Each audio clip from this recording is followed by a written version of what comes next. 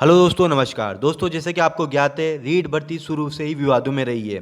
2 से 3 बार इसकी exam date आना, फिर आनन फानन में इसका एग्ज़ाम करवाना, उसके बाद आनन फानन में रिजल्ट जारी कराना। और दोस्तों, ये जो विवाद पैदा हुआ था, जैसे ही कंटेनर पलटा था, उसके बाद से ही रीट भर्ती पेपर लीक के मामले सामने आना, बत्ती लाल की गिरफ्तारी होना, बत्ती लाल को मास्टरमाइंड बताना, फिर मास्टरमाइंड कोई और निकलना, फिर आनन फानन में अशोक गहलोत के द्वारा ट्वीट करना, गोविंद सिंह डोटेसरा के द्वारा ट्वीट करना कि रीट भर्ती प्रक्रिया सफलतापूर्वक के लिए धन्यवाद देना। फिर बाद में धीरे धीरे पेपर लीक के प्रकरण सामने आना, पूरे पूरे एग्जाम सेंटर पर चीटिंग के मामले सामने आना। इसको लेकर के रीट भर्ती शुरू से ही विवादों में रही है और इसकी जो याचिका है अब राजस्थान हाई कोर्ट तक पहुंच चुकी है। जैसे कि आपको पता है, हमने आपको 1-2 दिन पहले वीडियो बना करके बताया था, जो एसआई भर्ती है, जबकि एसआई भर्ती में इतने पेपर लीक के प्रकरण सामने नहीं आए थे, फिर भी राजस्थान हाई कोर्ट के द्वारा साफ साफ सरकार को नोटिस भेजा गया कि एसआई भर्ती को रद्द कर करके क्यों न इसकी सीबीआई जांच करवाई जाए। इसको लेकर के राजस्थान सरकार के ऊपर बहुत ज़्यादा दबाव है। अब जो ऑब्जेक्शन मांगे गए थे रीट भर्ती में क्वेश्चनों को लेकर के, क्योंकि बहुत सारे विवादित प्रश्न हैं, तो 10 प्रश्नों का यहाँ पर विवादित मामला सामने आया। और दोस्तों, अगर ये विवाद में अगर जिन लोगों ने याचिका दायर की गई है, अगर वो कोर्ट केस जीते, तो दोस्तों भर्ती में बहुत बड़ा उलटफेर होगा। जो स्टूडेंट अपना फाइनल रिजल्ट मान के चल रहे हैं, अगर वो वाले क्वेश्चन जो विवादित है उनके सही माना जा रहा है आंसर की में, तो वो भर्ती से बाहर हो सकते हैं, और जिनके गलत माना जा रहा है वो भर्ती के अंदर हो सकते हैं। तो इस प्रकार से रीट भर्ती प्रक्रिया शुरू से विवादों में। उसके अलावा सबसे बड़ी बात है, इसमें बीएसटीसी और बीएड विवाद भी काफ़ी गहराई से चल रहा है, और इसको लेकर भी राजस्थान सरकार के द्वारा शपथ पत्र पेश किया गया है, जो कि बीएसटीसी वालों के समर्थन में किया गया है। दोस्तों, यहाँ पर मैं आपको वो प्रश्न यहाँ पर बताना चाहता हूँ जिनमें विवाद चल रहा है। अगर आपके भी वो प्रश्न सही है, अगर आपके वो प्रश्न सही है आंसर की के हिसाब से, और आपके अच्छे मार्क्स आ रहे, तो आप सोच के चलिए, फिर आपके नंबर कटने के 100% चांस है, और पॉइंट पॉइंट नंबर से भी स्टूडेंट भर्ती के अंदर और बाहर हो सकते हैं। दोस्तों, यहाँ पर देख सकते हैं आप 10 क्वेश्चनों की यहाँ पर याचिका लगाई गई, जिसमें केस नंबर 3 में जो याचिका लगाई गई है, इसमें लगाई गई है सीरीज जे का प्रश्न संख्या 46। आप देख सकते ना आपकी सीरीज में, जिसमें के में 31, एल में 51, एम में 41। इसका क्वेश्चन है, डॉक्टर चंद्रा अदम्य साहस की धनी थी, वाक्य में साहस शब्द किस व्याकरणिक कोटि का है। तो यहाँ पर आपके जो ऑप्शन थे वो थे, ए ऑप्शन था अवयव, बी ऑप्शन था आपके भाववाचक संज्ञा, सी ऑप्शन था आपके क्रिया विशेषण, व दे गुणात्मक विशेषण। और बोर्ड की ओर से सही उत्तर क्या माना गया है इसमें दोस्तों?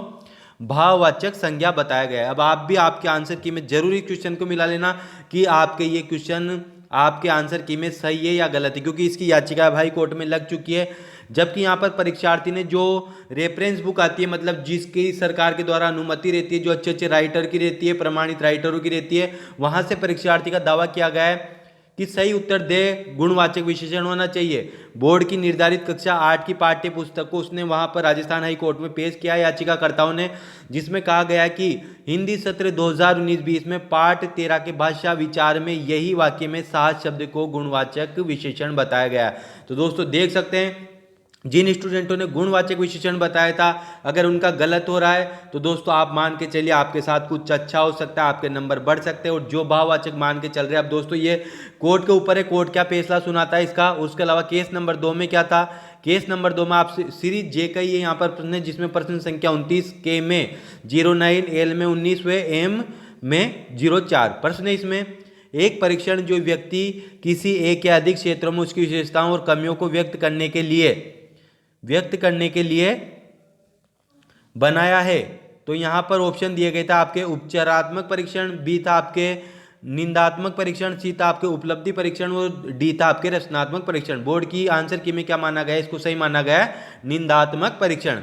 जबकि जो याचिकाकर्ता उन्होंने दावा किया है यहाँ पर कि उपलब्धि परीक्षण होना चाहिए। ये 2 क्वेश्चन है। उसके अलावा तीसरे केस है, यहाँ पर तीसरा केस है इस प्रकार से, यहाँ पर सीरीज जे का प्रश्न 108, जो के में, जो के वाली सीरीज में 113, एल वाली सीरीज में 103वां क्वेश्चन है, और एम वाली सीरीज में 133वां क्वेश्चन है।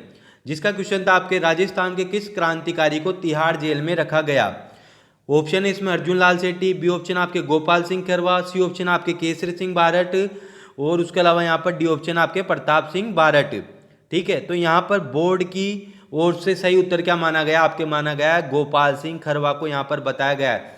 जबकि परीक्षार्थी ने यहाँ पर राजस्थान हिंदी ग्रंथ अकादमी, जो कि एक जाना माना ग्रंथ अकादमी है और जिसकी प्रामाणिकता के लिए हम 100% जाना जाता है, जिसकी किताब को कोई झूठा नहीं करार सकता है, वहाँ का दावा कर करके वो किताब का पेज सरकार को सौंपा गया है, मतलब हाई कोर्ट में वो पेश किया गया वकीलों के द्वारा, याचिकाकर्ताओं के द्वारा, जिसमें हवाला देते हुए परीक्षार्थी ने राजस्थान हिंदी ग्रंथ अकादमी का हवाला देते हुए बताया कि पुस्तक के अनुसार गोपाल सिंह 2 बार पकड़े गए, एक बार उन्हें टोडगढ़ व दूसरी बार अजमेर जेल में रखा गया।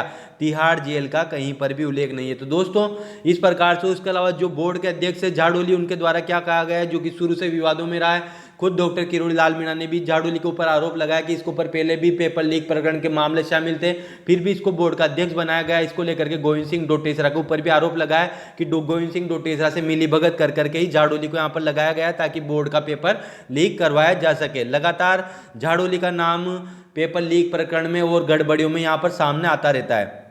तो यहाँ पर झाड़ोली का कहना है, आपत्ति आने की अवधि पूरी होने के बाद विशेषज्ञों से मशविरा किया जाएगा, सभी के साथ न्याय होगा। उत्तर कुंजी के संबंध में आपत्तियां पहले मांगी जा चुकी है, विशेषज्ञों से राय के बाद अंतिम उत्तर कुंजी यहाँ पर निकाली जा चुकी है। अब फिर भी दोस्तों यहाँ पर डॉक्टर डीपी झाड़ोली ने कहा, अध्यक्ष माध्यमिक शिक्षा बोर्ड के। तो दोस्तों यहाँ पर अब हाई कोर्ट के द्वारा क्या फैसला सुनाया जाता है, ये बड़ी अपडेट है।